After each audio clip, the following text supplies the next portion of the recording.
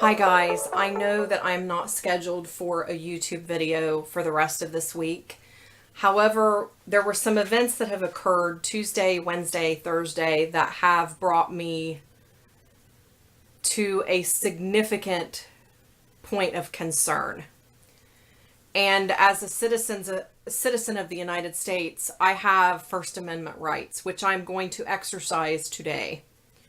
The first thing I'm going to address is the Hillary statute, because have no doubt, it is a statute now. Because the FBI director stated that there was no intent to commit a crime, that's what he's basing his case on, is the fact that there was no intent to commit a crime. So essentially, what that means is that if I go 85 and a 75 because I had no intent to speed, they cannot give me a speeding ticket.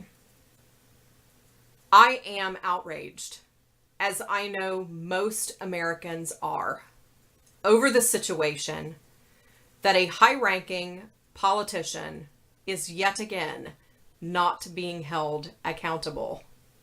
The face that comes to mind is Richard Nixon. When I think of this case, I am not a crook. He was up for impeachment because of what he did. He had intent. He knew what he was doing was wrong. So they're saying that Mrs. Clinton, and I do not call her Secretary Clinton because she let people die. She doesn't deserve the title of Secretary of State. She mishandled, and that was even stated, information, classified information that put our country at risk. She was neglectful of her duty. That was said to the American public. She was irresponsible. That was said to the American public. Yet, because she did not have intent to commit a crime, they would not be prosecuting her. That means if I go out and shoot someone, that I can say, well, I didn't really mean to shoot him in the head, and I can't be tried for murder, right? I have a background in psychology and social sciences and forensic psychology, which means my training is in law, understanding the law, interpreting the law, and applying it to the psychological state of mind of a criminal. That is what I do. She is a criminal. She lied in front of Congress during the Benghazi hearings, stating that she did not send or receive classified information on her private server, when in fact the FBI just blew that out of the water yesterday. If you did not watch the hearings, I suggest you do. Because as a U.S. citizen, you need to be informed of what the hell is going on up on Capitol Hill. You need to be informed. If you're not informed, then you have no idea what is happening. The most significant thing that stood out to me for the hearing was that there was a congresswoman that said about an hour, I believe, after Director Comey made his decision. Because what he did was he made a laundry list of all the negatives that Hillary Clinton had, and then said, but we're not going to do anything. That's what he did. So she says that her constituents started blowing up her phone. And their premise was there's a double standard. And apparently these people that were calling her were tearing apart the statute that had been cited for the investigation. And they were concerned. She relays this information, among many other congressmen and women, relay this information to the committee chief. And they have an emergency hearing yesterday on Capitol Hill, and they grilled the director. By the way, if J. Edgar Hoover was alive, this woman would already be in front of the grand jury. He is rolling in his grave. Now, J. Edgar Hoover was dirty. He played it dirty. But anybody willing to go after the Kennedys would have balls enough to go after the Clintons. So the director of the FBI is gutless. First of all, you had the shooting at the gay bar where this guy was on the FBI watch list, but we just don't know what happened. He is absolutely incompetent. So my hope is that the next president, which I'll get to that in a minute, you're fired. That would be the first person on my list that would go with a pink slip. Especially since he said that if anybody in his department, in the Bureau, committed the same offenses that Hillary Clinton committed, they would lose their security clearance. They would be under investigation. They would be placed on leave and likely terminated. But because you insert the word Hillary Clinton in there, we just don't think she had intent. She wasn't tech savvy enough. She was a lawyer. She is a lawyer. She was in the cabinet. She was the Secretary of State, for God's sake. She was tech savvy. She knew the laws. If she didn't know the laws, she didn't need to be sitting on the cabinet. So for her to not be held accountable because she's just not technically sophisticated.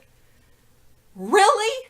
Do you expect the American people to believe that? Okay, so the next thing that kind of stood out to me was the congressman, and I don't know what state he was from, but let me tell you, you need to Google it. He wasn't from Ohio, which is why I didn't really pay much attention to who he was, but the things that came out of his mouth were atrocious. And you as a constituent and you as a voter need to figure out who this guy was. Because this is what he said in essence.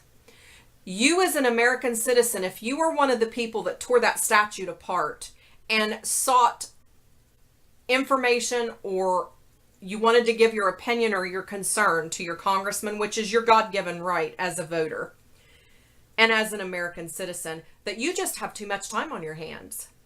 Americans just have too much time on their hands to go through statute. If that's happening, they just got too much time on their hands. Okay, so he was placed in the seat that he is in by voters. So you voters, you just have too much time on your hands. He just basically said that he doesn't care what you think as a voter. Shut up, sit down, learn your place, and give me your money. That's what he said in essence. He went on to say that the hearing was an emergency, and he made fun of that. Why an emergency? How is this an emergency? Well, you had a government official break the law. That's how it's an emergency. And you have the American people that are so angry that they're blowing up social media, their congresswomen and men's phones, and they are sending emails upon emails upon emails wanting to understand what is happening and why. To which he said this was political theater. Sir, this is not political theater.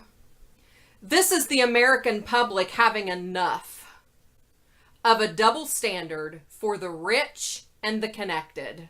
That's what this is about. He basically said that we're all stupid. That's what I heard him say when he said that we got just too much time on our hands to be tearing apart statute. And then there was another person that said there was a lot of armchair lawyers. Most of the men and women that I heard speaking were attorneys. Some of them were lay people, business people, but the one that I really heard was the CIA operative, the ex-CIA operative that now sits in the Congress. He was mad. And he was very voiced in his anger. Basically said that he is offended by the proposition that that was political theater. He stood up to this old geezer that was sitting in Congress saying that we as the American people just have way too much time on our hands. He was very upset. There was mention of perjury because Hillary Clinton gave a testimony under oath in front of Congress about Benghazi, and then the investigation of the FBI showed completely different information. She lied. So they wanted to know about perjury charges. And the FBI director said, well, we didn't really get a referral for a perjury charge. Last I knew, the FBI could investigate any damn thing they wanted to. It was public. It was under oath. It was in front of Congress. Why would that not be pertinent to an investigation? It is pertinent to an investigation. It was just the wrong person they were investigating. If it would have been you or me, they would have pulled it in. Now, what does this show us? It shows us that if you're not connected and you're not wealthy and you don't have the right politicians in your pocket, you will be in cuffs. If it was Hillary Miller or Hillary Clinton or Hillary McGlowry, they would be charged and in jail. But because it's a connected politician with deep roots, with lots of money, and the fact that she worked with the FBI director, yes, on Whitewater, you just didn't have intent to commit the crime, so we're not going to prosecute you.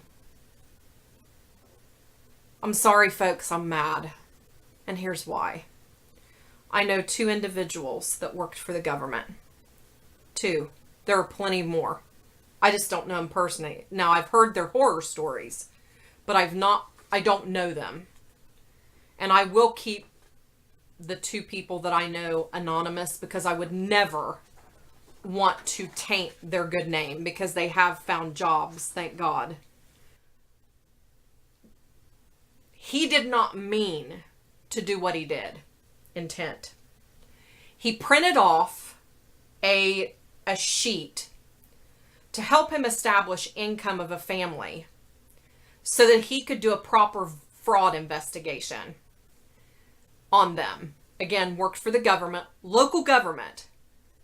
But he needed this information so that he could do an investigation because there was a fraud complaint. Okay?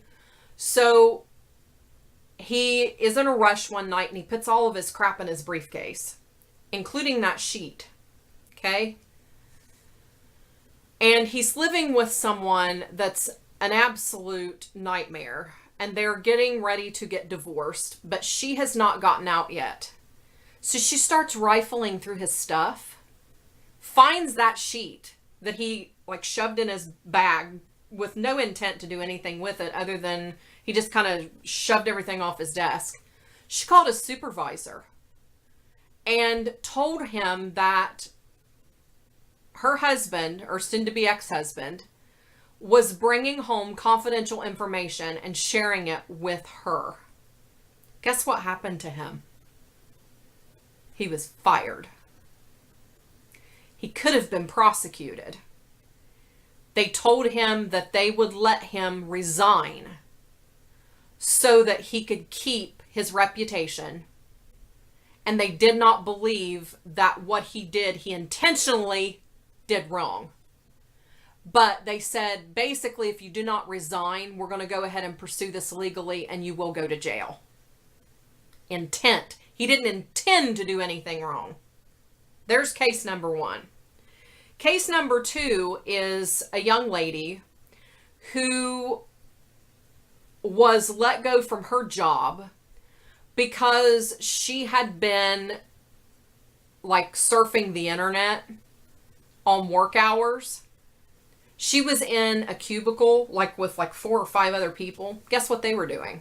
They were surfing the internet. They picked her out of a crowd to make an example of her because she was tenured. She had the highest pay scale of the 6 other people that sat in her cubicle. She was let go. She was let go. Even though she told them, I didn't mean to do anything wrong. Everybody else is doing this. Why are you pulling me out of line? I didn't mean to do anything wrong. So these 2 individuals that lost their job, can they go back on their employer and say, okay, because of the Hillary statute, you got to hire me back? This statute is going to cause significant issues. When a decision is rendered by the federal government, it sets a standard. It sets a precedence according to the law formula. There is a statute now in place that says if you do not have intent, you cannot be held accountable for your actions. I didn't mean to file, I forgot to file my taxes. I didn't mean to do it. Do you think you're not going to go to jail for tax evasion? Yes, you're going to go to jail. You know why? Because you're a normal citizen without connections. That's why. And while the Congress was meeting, there were a couple of African American individuals that brought up to the FBI director that they need to do more about the shooting of the people of color. And I thought, what are they talking about? I didn't know that there had been 2 shootings of black males by police officers. I didn't know that when those statements were being made. I thought, what the hell are they talking about? So last night I was watching the Kelly file because I wanted to see what the reaction was to the congressional meeting. I wanted to see if they were going to start another investigation, because the last I had heard and seen and witnessed was that they were going to lodge another complaint on Hillary Clinton for perjury because she had testified falsely in front of Congress. So that was going to be filed, and I wanted to see if they were actually going to follow through with that. And last night they said that they were. So I'm sitting there watching the Kelly file. And apparently there were protests in New York, and there was protests in Dallas, Texas, about the shootings of these black men. I don't know the circumstances of it, of the shootings as far as that's concerned. The one thing I found concerning with the one that I watched in Minnesota was that you didn't see the Facebook feed prior to the guy being shot. So all that, what really happened, I don't know. And I'm not accusing anybody of doing anything wrong. But as someone with legal background, I want the whole story. I don't want just what was on video camera. I want to see what happened prior to the man getting shot. So last night, apparently someone got the bright idea to massacre police officers in Dallas. You know, you would think that after all of the terrorism that we've experienced and all of the people dying all around the world because of Islamic extremists and the divide between blacks and whites that is being perpetuated in this country, that I would not be shocked and surprised at what I saw last night, and I was. It was horrifying. Because the first feed that I saw, and that they saw, that Megyn Kelly's show saw, was the cameraman was running, and there were people on the ground here. There were at least 3 officers down that I saw. And they cut it out because she was like, I don't want to do that. I think that's inappropriate to show dead bodies or hurt bodies, so she quit showing it. I watched it until about 11:30 last night. And then woke up to find out that there are 5 officers dead, that there are 3 people in custody, I think, and 1 that's dead. There was a negotiation with him, and he basically said that he wanted to kill the white officers and the white people. That's a hate crime. That's a hate crime. Texas will fry you. If you want to die, if you want to commit a crime and die, go to Texas or Florida, because they will fry you. In fact, that is the advice that someone gave Ted Bundy when he was incarcerated. He asked them who executes in the United States still. And the person told him, Florida and Texas, and named a couple places. So what'd he do? He escaped and went to Florida. And he committed more murders. And guess who fried him? Florida. Texas has the same mentality. They'll fry you. They don't care. So my concern is, because it was a crime against white officers, and admittedly a hate crime, what happens. And I guess there's going to be press conferences today to address that. And the DOJ, which I have absolutely no respect for her. I have no respect for our government currently. The people that we have in our governmental system, some are good. But I think the majority of them are trash. And they are on payroll, and they are not listening to us. I believe that a deal was cut with the director of the DOJ so that Hillary Clinton could walk scot-free. You don't happen to be on a tarmac with the director of justice or the Department of Justice and talk about your grandchildren for 30 minutes. That was arranged as sure as I'm sitting here. Sorry. You can call me accusatory if you want to. That's just a little bit too convenient for me. So now we have the situation with these officers that are dead. These 2 black men that have been shot. So now we have the situation with these officers that are dead. These 2 black men that have been shot. It feels like our country is tearing itself apart. We are tearing ourselves apart. So it's no wonder that the American people are listening to the rantings of a presidential candidate that's fed up just like the general public is. He is speaking to our anger and our fear, and that's why people are listening. People are tired of the status quo. They want the politicians out. Honest to God, there's friends of mine that are like, I don't know what to do because one's just as bad as the other. Hey, I feel you. For the last 8 years, I feel that the divide between white, black, Christian, Islam, different, same, it's getting deeper and it's getting wider. And our government is perpetuating that. It doesn't matter what the issue is, the fissure is getting much larger. So what happens?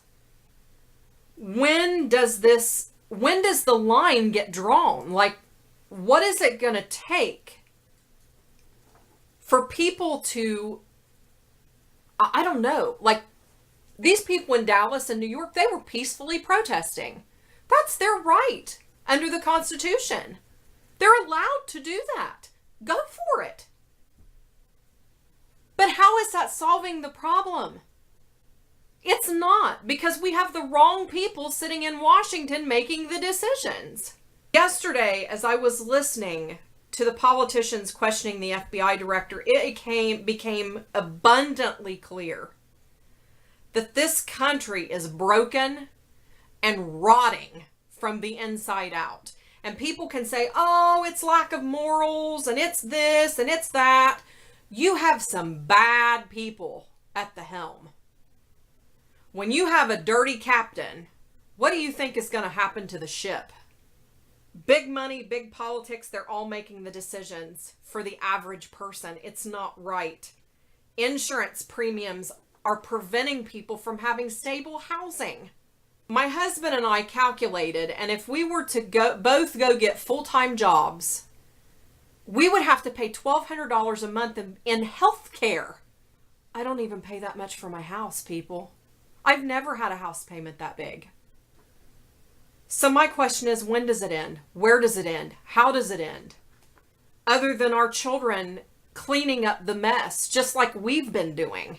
The last time that there was a significant division in this country, and I'm talking after America sought its independence, because that was a big divide too, was the 1860s, when the southern states decided that big government was enough for them, and that the big government had no right to tell them how to run their states. What happened was a secession from the Union and a divide in this country that has plagued this country since the 1860s. It happened in the 1960s with the Civil Rights Movement. The things that I saw African Americans go through in the 1960s is heartbreaking.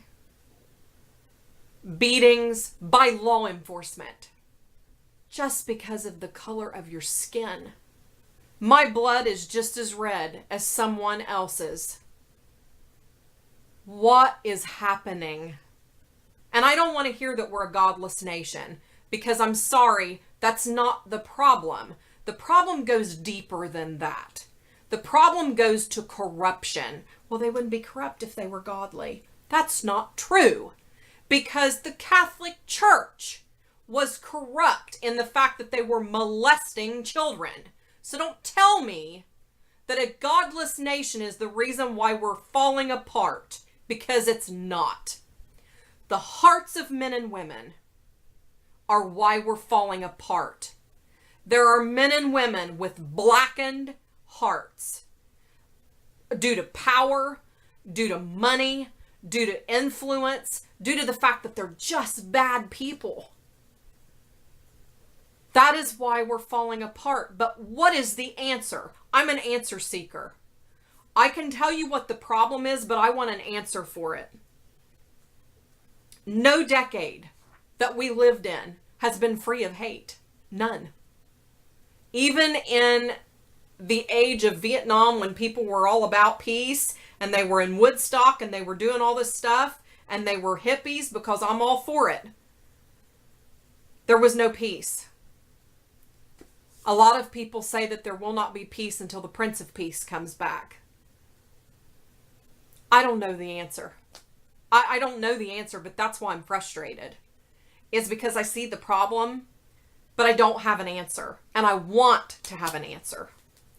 Are we just more aware of the hatred because of the news cycles and the media? Because I'll tell you, nobody is covering that congressman saying that the American people have too much time on their hands. I haven't heard one media outlet cover that conversation.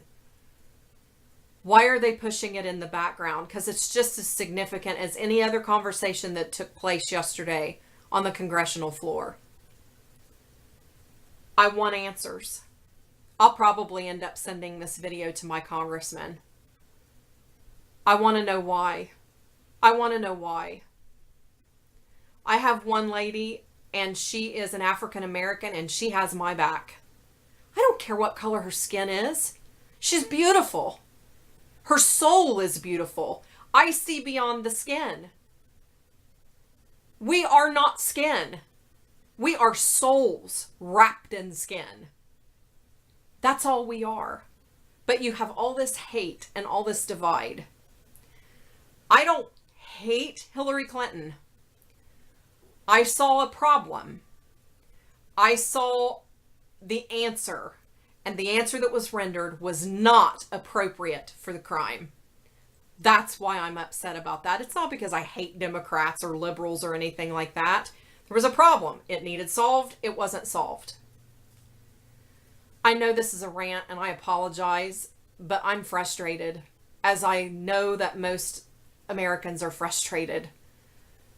I don't have any answers, and I want answers, because I have a son who's going to grow up and he's going to hold this mess in his hands and not know what to do with it, just like we don't. I had to say something, but we're all at a loss. We all want something to change. We just don't know how to change it. We all want resolution. We just don't know how to get it. Have a good day wherever you're at. Until next time, pray, seek light, and seek peace. That's the only thing I can tell you to do right now.